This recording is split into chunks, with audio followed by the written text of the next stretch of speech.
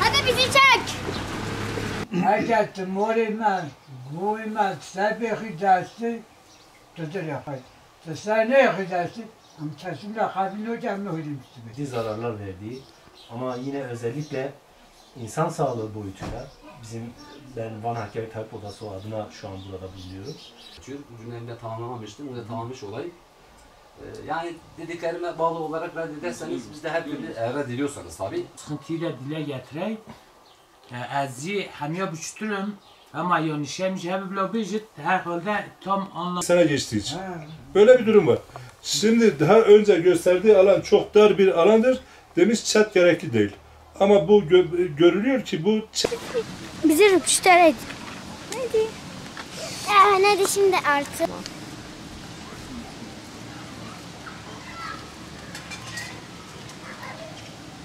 O çekiyor. Ama hak çekiyor. Ne dışarıda ne yapacağım? Bırak, ma kabin hoca. Hali sade. Korsakına dudak o. Vakti kabin hoca. Böyle ne? Böyle. Hali eserli çende ya. Şimdi Şimdi Fatih beni bir kondi bana verin. Hatta ilişki ben ama. Hatta Şimdi burada maden taş ocakları olduğu için hepiniz çalışıyorsunuz. Yani evde kız da gelin de damat da herkes yani.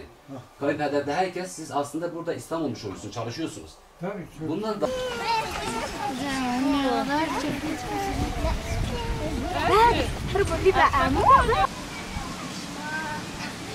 Duygu.